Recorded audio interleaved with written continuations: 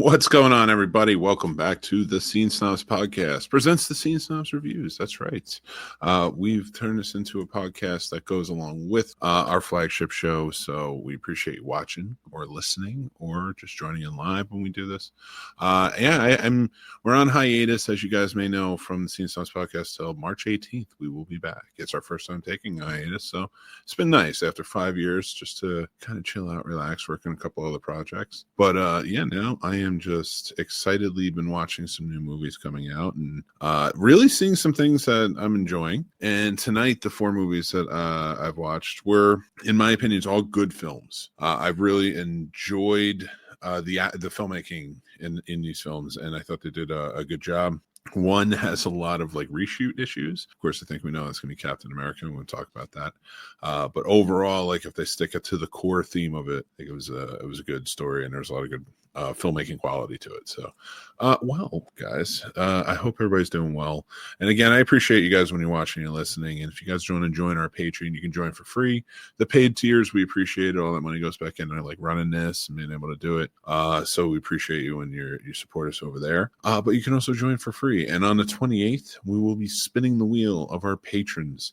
And one lucky patron will win the Beetlejuice popcorn tin from Regal that I have over if you're watching over my shoulder. But if you're not, you can go check it out over on Patreon, or you can check it out over on our Discord, things like that. I've put up pictures and such, so we appreciate you. So that's I gotta tell you, a lot of movies have been coming out lately. It's been like sort of tireless a little bit with the movies, and I'm trying to catch up and keep going. I still have a lot I have to catch up on when it comes to the awards ceremony. So it's just been so much, but I am doing my written reviews. I powered through. Oh my God, it's been nice again taking this hiatus from the main podcast, because I've been able to get back into my writing. Like we're on Substack now, and all our reviews go up there, plus other op-ed pieces, things like that that are currently going on. You go check it out. I just put up the other day my James Bond movie theory. I hope you go and enjoy that one. That was a long one. I did a lot of research for that one, and it was cool. It was cool to put together. It was a lot of fun to put together, especially watching all these movies and such. So, did that, and I just put up another one about Captain America. Brave New World, which I'm reviewing tonight. But I did a written review, and I did another review where sort of talking about more again movie theory-ish. Talking about Sam Wilson and how he became Captain America. So we'll get more into that into my review tonight. We're doing that. But like I said, with the Patreon, if you join up on the Patreon on February 28th, you will be added to the wheel, and we will spin, and one lucky winner will win that Beetlejuice popcorn tin. So we hope you guys will join up. But you can do that, and it also gets you into our Discord. Having a lot of fun over there doing that, and just kind of having a good time putting up our movies every day, talking about them. So, and we do watch parties and from time to time, things like that. So, but yes, tonight, if you guys are watching this live or not, you can always go check it out. I am on Popcorn and Pints. We were talking about James Bond and my sort of deep dive. Been doing classic film reviews, wrote my theory. I've just been getting so into it, because we're rewatching all the James Bond movies. Well, in some cases, there were new watches, movies I haven't seen before. So, watched all the 25 James Bond movies and getting to, and just getting into them every week on Popcorn and Pints. And tonight we're going to be doing the last Connery movie, Diamonds Are Forever. And then we're doing the first more, which is Live and Let Die. Great movie. So, you can go check all that out. Follow me on Letterboxd, things like that. So I know I'm plugging a lot. I just appreciate you guys watching, listening, things like that. So, all right, let's get into our first review, shall we? We're going to start with September 5. And this is a review that of a movie. This is a movie, I should say, a film that tells the story of ABC, the sports news department that was in Munich inside the Olympic camp during the 1972 Munich Olympic massacre of the Israeli team. A lot of the members, almost all the members, were killed. When they were taken hostage for days by the Black September terrorist organization, and it's heartbreaking. And there's another movie, Munich, that was made about it and such. I'm sort of learning, through this, and then I like to go and research a lot of what I watch and listen and stuff like that. With this movie, I went, kind of doing a deep dive into it and stuff. So it's crazy. It's a crazy story for real. And I suggest if you get a chance, you should go check it out. But overall, this movie more focuses on the newsroom itself and like them doing 24-hour coverage from inside the Olympic Village over at the ABC building. So it was an interesting one, and like but it was one that, for me, when it comes to these sort of biopics, the pinnacle in like these investigative journalism ones are like, for me, it's Spotlight, and then maybe like all the President's Men, and there's some really good ones, but there's a lot of ones that seem so self-indulgent. And as much as I like the acting in this, I like the story behind it, and it kind of added like a flair to it. Did feel self-indulgent. A flair to the, because it's a hard movie about a hard subject, but like when I say flair, I mean a flair to the newsroom sort of vibe that you've seen in like other things. So like it definitely has that flair of like the interactions and things like that. So is what I mean along those lines. But like it's one of those movies that does feel self-indulgent. Like Spotlight does not feel like a self-indulgent movie. It feels like a very, this is what happened, and sort of give the facts of what the journalist had done. Same with All the President's Men, and those are two great examples. That's why I keep using them. But then, like, you see something like The Post, which came out. See, it's almost like the journalists are the heroes. This is what we should be striving for, which is it's a very hot button issue now in the 24-hour news cycle, which is kind of birthed from something like this. It's also, again, it's something that it goes down in history books as, however you feel about it, it's definitely affected society, right? So it gives you like sort of a new look at these types of movies and these types of stories. And I don't know, for me, it's just like that self-indulgence, like kind of twisted it into a point where I was like, I'm just not really enjoying this. And because it's laid out very factually, but so story-wise, there's no real change. You're just getting what happened. But behind the scenes, like it just seems like it was trying to make each of the newsroom, I don't want to say attendants, but workers come off as heroes. And I mean, I'm not saying that we're, and I'm not making that assertion, but in the movie, when it comes to a movie, and if you feel that sort of self-indulgence of like, whatever they're trying to say, about itself, it does come off, and like it does kind of drive parts of the story where it shouldn't. And I don't know if anybody else sees that, but that's how I sort of look at it, and that's I have movies I compare it to. So, but this is for me, it was a okay movie. It was about mid. So I gave it a 2.5 out of 5 stars. September 5. Check it out if you like that type of movie. Like if you like a lot of Aaron Sorkin type of contact in his movies, how he does things, how he does his conversational. But I would even like ramp it up a little more. This was even a little less glorified than most of his stuff. But it wasn't a bad movie at all. I mean, I'm probably never going to watch it again, but I think it's worth a watch if you do like movies within this tone. But 2.5 out of 5, not bad. It's a mid-level. Go check it out when it's out, available mass. So let's move on to the next. That's right, The Gorge. Need to take a drink. Need to gorge on some water. No apologies. This one just came out recently. Stars Miles Teller and Anna Taylor-Joy. Anna Taylor-Joy. My apologies. I always get her last 2 names mixed up. As I think she's Lithuanian. She's a Lithuanian mercenary. He is a sort of a mercenary for hire by the government, and this organization sort of comes in and orders them to stand guard at this gate, at these 2 towers right across from each other on this gorge. And it's wild because the gorge is huge and they have no connection. They're not supposed to connect at all, but it becomes a love story where these 2 are connecting with each other by their binoculars and sending each other little signs and stuff. And it's a really nice story like that, with like this, I don't want to say provocative, but because it's not really provocative, but it's sort of like this ambiguous gorge between them that separates them, that weird things are coming out of. Like you have these like, I don't even want to tell you. I don't even want to ruin it for anybody who hasn't seen it. Check it out. It turns into I don't want to say again a horror action sort of movie. They play it off really well, and it goes really off the rails after that. Some parts is very unbelievable, so this is a big suspension of disbelief, and it's okay with me because the actors are doing a really good job. The story is interesting. It's not like it's, with the going off the rails, it like veers away from like it's not like English Patient. It's a pretty good story. It's fun. And I think that's why you'll enjoy it. And it kind of buttons up at the end pretty nicely. So you get this good story about these two that are falling in love, and something horrific is in between them.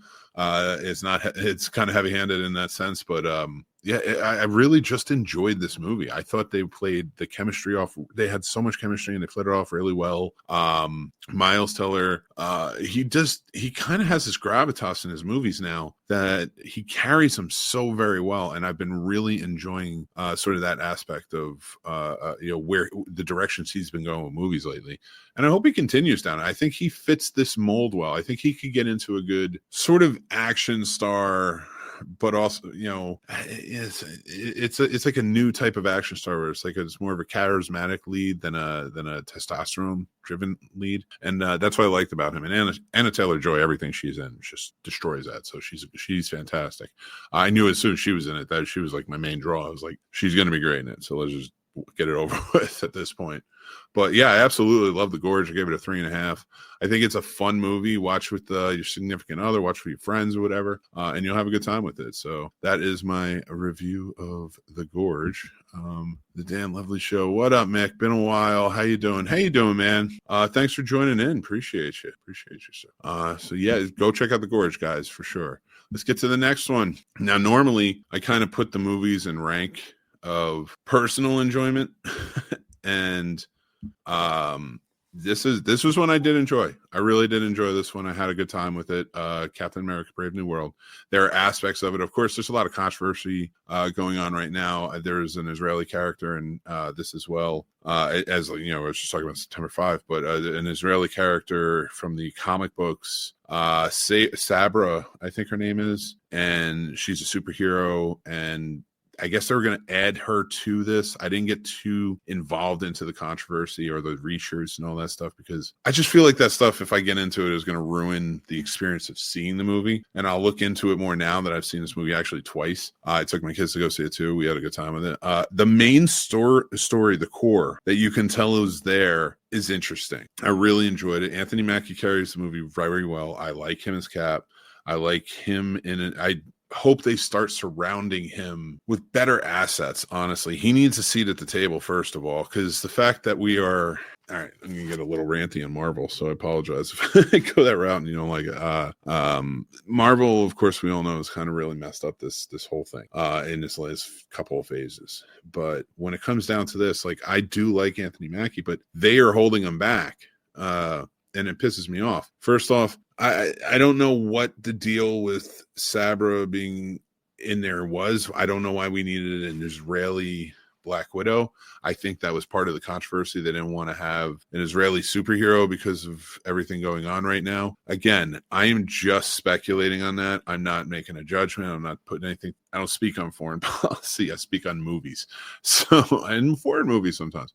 So, for this, she felt out of place, and I also wasn't a big fan of the actor, but it didn't feel like she was bad at acting. It felt like there was a directionless character that was like kind of put on her, and that's what I got. Like this right here felt like they were trying to make this entrance as, I don't know, as pivotal as when Scarlett Johansson's Black Widow, Natasha, was introduced in Iron Man 2, and it didn't work. And because it felt like it was shoehorned in. I wish they had thought about this and maybe got Florence Pugh to come in and be for this Captain America what Natasha was for Steve, and that connection, what she did with Winter Soldier and how close she was with him. They could have done that with him, and that's built. It would have made it way more believable that the president would go to him and say, if the Black Widow's sister's there, who we now know is established and ready to go, and is a Black Widow. I don't know why it had to be an Israeli-born Black Widow. Like, it just was so oddly shaped. Whereas you have Thunderbolts coming up, there's already a connection with Bucky. and all these other things, and you could have used her. And I swear to God, Marvel, why do you always mess this up? I only mean that because it's if you had planned this properly, you could have used her, and that would have made more sense that she's working with the president. And afterwards, maybe why she'd be out of a job when what happens to him. We all know he turns into the Red Hulk. They've shown it in every freaking trailer for it, but which they shouldn't have for the way they did this. But for the Red Hulk and what ultimately happens to Ross, and I'll leave that alone, but she could have then ended up down a track towards the Thunderbolts and working with Bucky again. But at least, like, it's established now Captain America and Black Widow are going to team up to put together a new Avengers, which you took away from any chance of that when you introduced Professor Hulk and Captain Marvel and Shang-Chi, and was like sort of making that the new Avengers. Like, god damn, I hate directionless franchises. But other than those things, and how they completely screwed up the Serpent Society, which I know they shot. You know, Seth Rollins is supposed to play a character. There's a few others that are supposed to play characters. And you had a great actor in Giancarlo Esposito being there, but you underutilized him the whole time. You didn't utilize the Serpent Society, which would have been awesome. The leader's cool. You know, it was a kind of a cool plot, but I don't know. Like, I felt like you were sort of underselling how much work Sam put in to be Captain America. Like, we've watched the movies. We know how much work he put in. He's the only one who actually trained to become Captain America, in that sense. And then, like, really that you see on screen. So, you know, and I know people are going to pick that apart. And like, I do realize you see Steve training and things like that, but like I have a whole point on that. You go read my Substack. You know, for me, like you watch these movies and like, Sam has done such a good job. Like, they should have surrounded him a little bit better. Like, he deserved that. Like Chris Evans with Steve Rogers and Winter Soldier, which to me was the ultimate in the Captain America.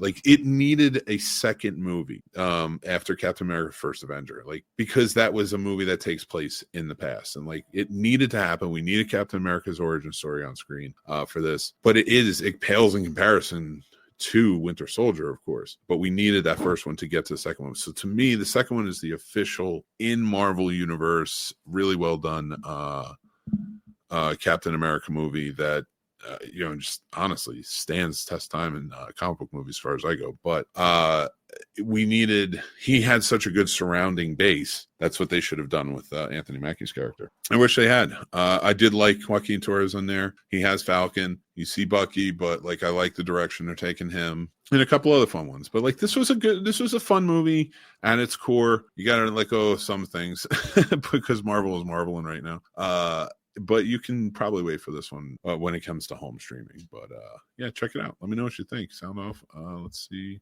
any comments about this one. I love this movie, but hated when they gave Red Hulk away in the previews. Right? Actually, yeah. Let me speak on that with Red Hulk, because like it was a fine sequence. I liked the sequence, and I loved the idea of what they're doing with Sam Wilson's character, where he can be mean. Like, and I love that Isaiah Bradley is his sort of, that's like the view of who the bitterness that is this Captain America is capable of, but he is always fighting it. He's always fighting that urge to do things out of bitterness or anger. He's always fighting the urge to be as good-hearted as Steve and not angry. And that's not easy for him. And he says that, and I love that. He's always got to be on point. And I love that he chooses diplomacy. Not all of them do. He really does choose diplomacy over everything. And that is seen. I love how he handled the Red Hulk in this. I love how he kept handling everything until he was finally like, all right, that's enough. I got to take charge. And he did.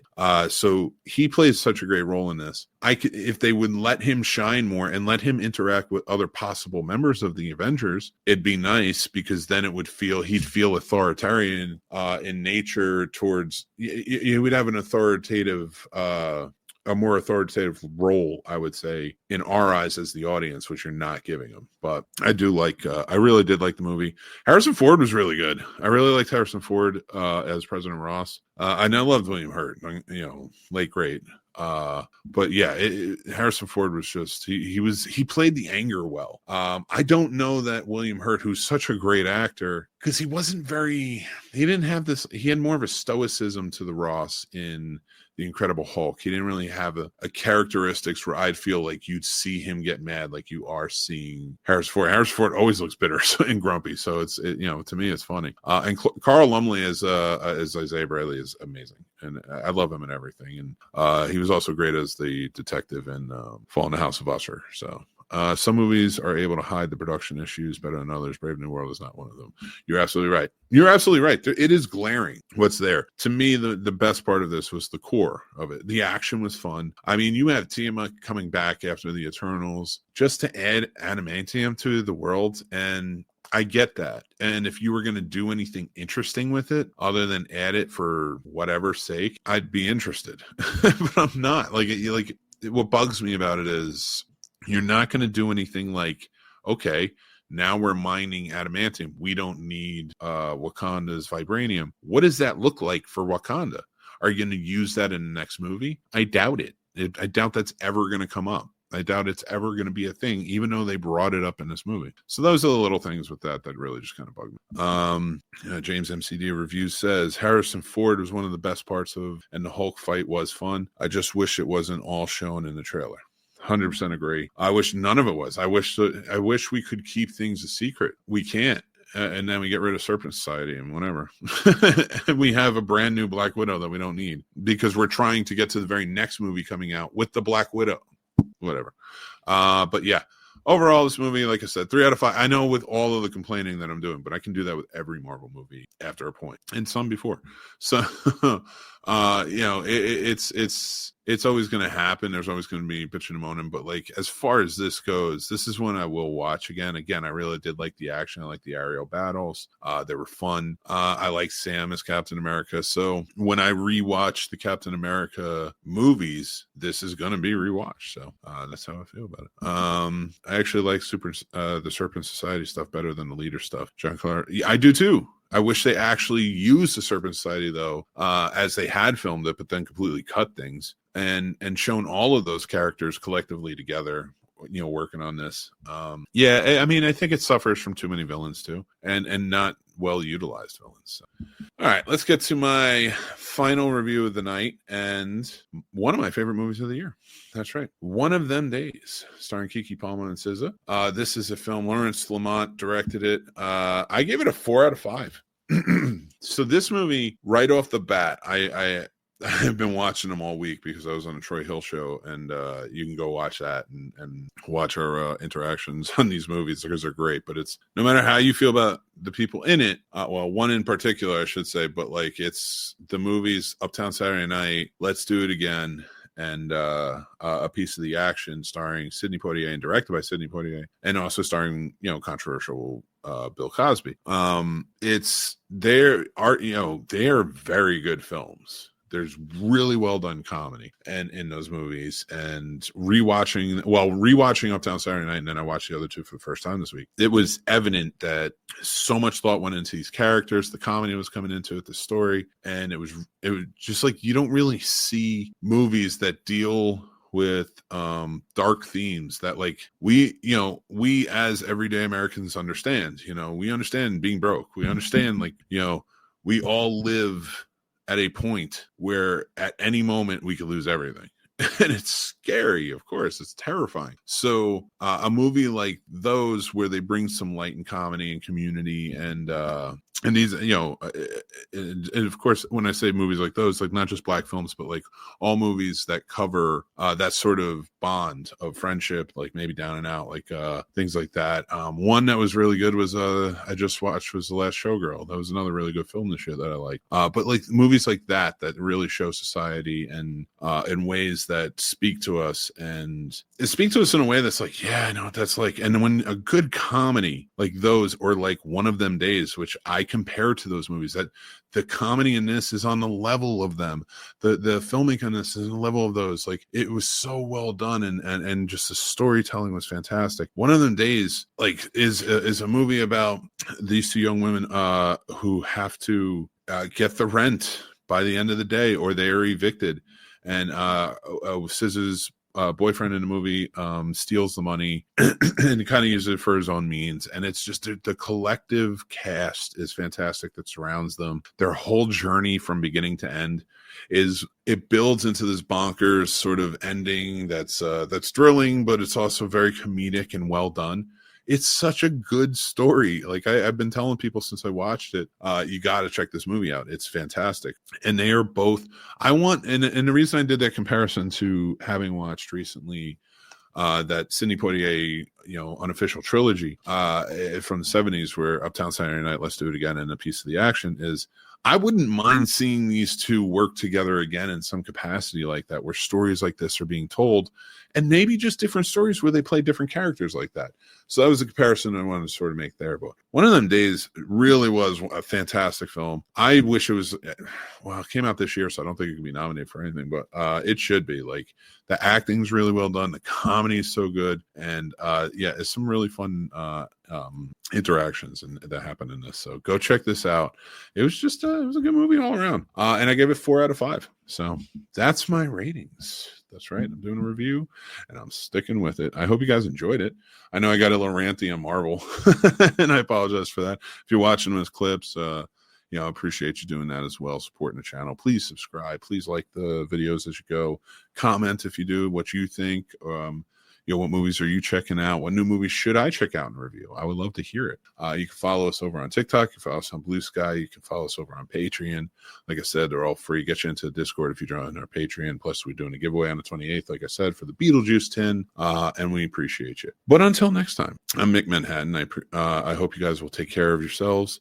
Take care of each other. Be kind, because it is important. I know a lot of things are looking dark right now and a little bleak for a lot of people, and a lot of people are suffering. A lot of people are going through it. And I just want to say my heart goes out to all of you. Please keep your heads up. Keep it going. And, I love you guys. I appreciate you being a part of this and being a part of the Snobnation.